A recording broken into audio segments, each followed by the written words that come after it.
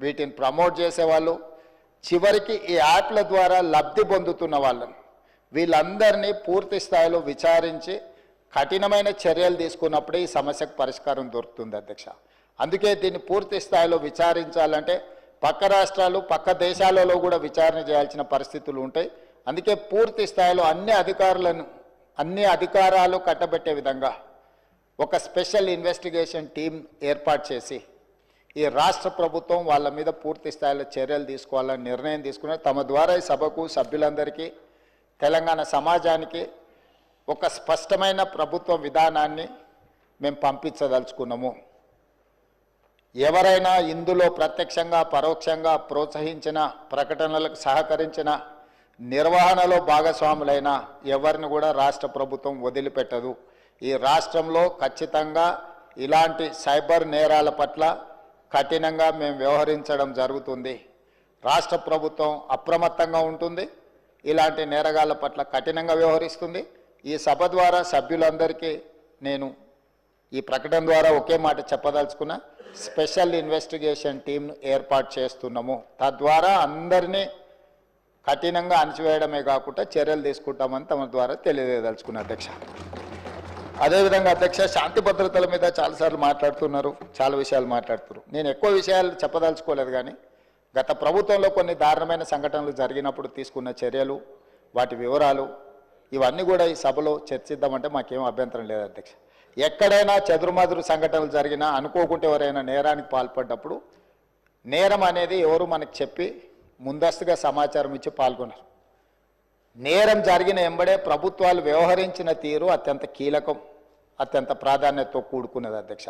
అందుకే మన రైల్లో జరిగిన సంఘటన పట్ల కానీ అది రైల్వే పోలీసుల పరిధిలో ఉన్నా కూడా మేము తక్షణమే చర్యలు తీసుకోవడానికి అన్ని రకాలుగా పోలీసులను అప్రమత్తం చేసినాం.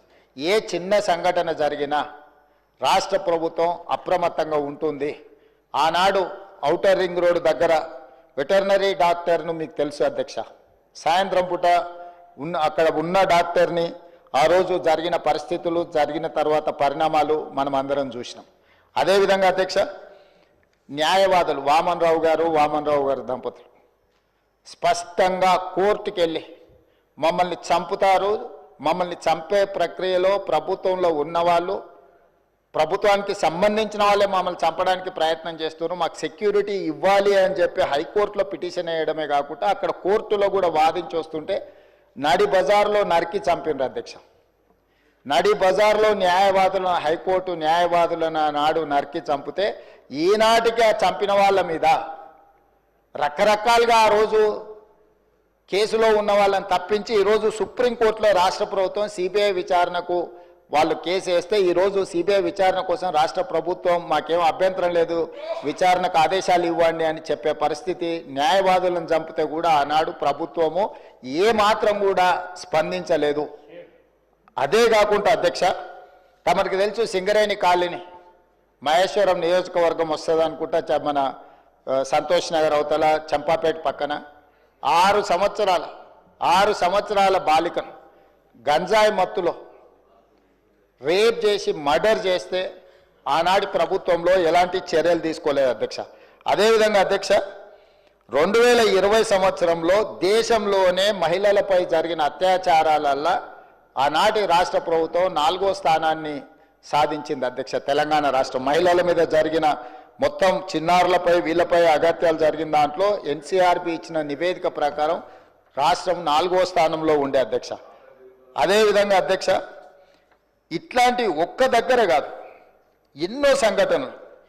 జూబ్లీ హిల్స్లో మైనర్ బాలికను పబ్లో నుంచి తీసుకెళ్ళి అక్కడికక్కడనే జూబ్లీ హిల్స్లో రేప్ చేస్తే ఆ రేప్ చేసిన దాంట్లో టీఆర్ఎస్ నాయకుడు కుమారుడే అందులో ప్రత్యక్షంగా పాల్గొంటే ఆ రోజు వాళ్ళను కాపాడడానికి ప్రయత్నం చేసిండ్రు అధ్యక్ష.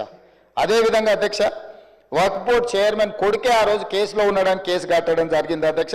సరిగ్గా నేను ఎక్కువ దూరం వెళ్ళి ఆరోపణలు చేయదలుచుకోలేదు. ఆ రోజు ఉన్న ఒక మంత్రి గారి కుటుంబానికి సంబంధించిన వాళ్ళ మీద కూడా వచ్చిన ఆరోపణలు మీ అందరి దృష్టికి వచ్చినాయి అధ్యక్ష. అదేవిధంగా ఈరోజు ఇట్లాంటి సంఘటనలు జరిగినప్పుడు మన అందరం కూడా బాధితుల పట్ల సానుభూతితో నుండి నేరగాళ్ల పట్ల కఠినంగా వ్యవహరించడానికి సహకరించాలి. అట్లా కాకుండా ఇదేదో ప్రభుత్వమే ప్రత్యేకంగా ఈ చర్యలు చేసే వాళ్ళను కాపాడుతుంది అన్నట్టుగా ప్రధాన ప్రతిపక్ష పార్టీ ఈ రకంగా ఆరోపణలు చేయడం, తద్వారా ఒక ఆందోళనకరమైన పరిస్థితి కల్పించి తెలంగాణ రాష్ట్రంలోకి వచ్చే పెట్టుబడులను రానియకుండా పెట్టుబడులు